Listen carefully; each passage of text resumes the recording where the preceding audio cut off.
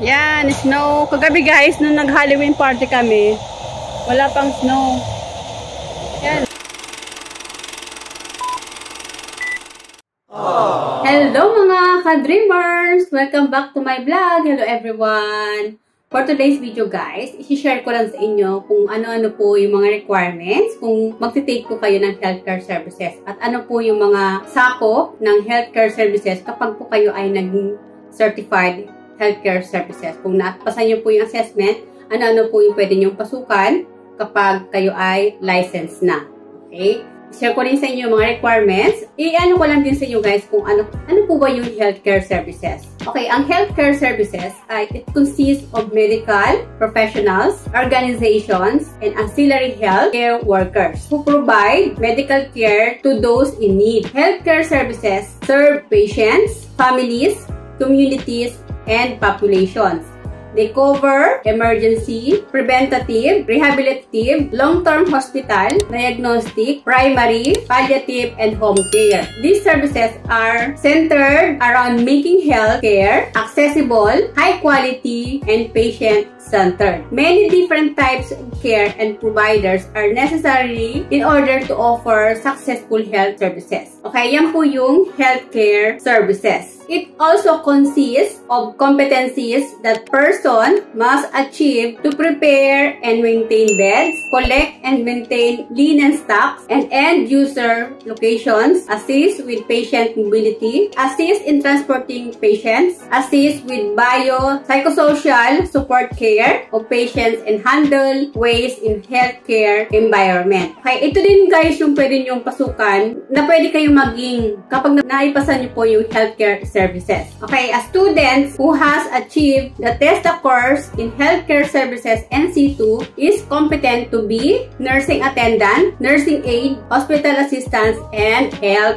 aide. Marami pong choices yung healthcare services. It's either nursing assistants, nursing aide, hospital assistants, and health aide. Kaya yan po yung mga kategory ng healthcare services. Okay, once po kayo ay naging license na. Okay, ano po ba yung mga requirements kapag magte-take po kayo ng healthcare services? Ito yung guys, yung mga requirements. Kailangan nyo ng birth certificate, authenticated by NSO, high school or college diploma, certified true copy of transcript of records of Form 137, and certificate of good moral character. And of course, you have to provide also 1x1 pictures and 2x2 pictures. And kailangan po ay 16 years old and above, must pass the trainability aptitude test, can communicate both orally and in written form, and physically, emotionally, and mentally fit. And last requirements, can perform basic mathematical computation. So, yan guys, yung mga requirements na kailangan nyong kapag magte-take po kayo ng healthcare services. Okay, so hindi lang po mga requirements ang kailangan ninyo ng mga papel,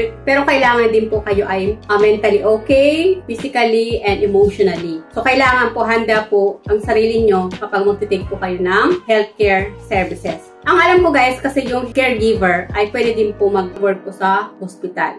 Kasi dati guys, nung hindi pa ako nag-Hong Kong, ay nag-apply po ako sa Manila Docs. And then natanggap naman po ako, pero hindi ko po natuloy yun kasi nga po ay nag-pandemic. Okay, kasagsagan po ng pandemic yun at start pa lang ng pandemic kaya hindi na po ako tumuloy mag-work sa hospital. Okay, mas pinili ko na lang po mag-stay sa bahay kaysa po mag-work po sa hospital. Kasi napaka-risky po ng panahon na yun kasi sagsagan ng pandemic. So, ngayon guys, na-share ko lang sa inyo yung mga requirements na kailangan ninyo kung kayo po ay mag-take ng healthcare services. Okay, maganda po itong healthcare services kasi pwede kayo maging nursing aide, nursing assistants sa hospital. Nandito na po, sakop na po lahat kapag kayo ay mag-take ng healthcare services. Kailangan talaga maipasan nyo po yung assessment para kayo ay maging license ng healthcare services. And then, pag license na kayo, pwede na po kayo magtrabaho sa hospital. Okay, nasa hospital settings kayo, kaya madali po kayong makahanap ng trabaho. Yan guys, na-share ko lang sa inyo yung mga requirements ng healthcare services at na-share ko na rin po sa isang video kung ano po yung mga school ang nag-offer ng healthcare services sa Metro Manila. Meron po sa Quezon City, meron po sa Manila, and meron po sa Pasay. So, yun lang guys. So guys, if you find my video helpful, please subscribe naman po and do like and share na rin po. Kung nagustuhan niyo po yung mga video ko at nakatulong po sa inyo, please pakiclick naman po yung bell notification para po ma-notify po kayo sa mga bago kong video. So, yun lang guys. Thank you for watching. Bye. God bless us all and good luck po.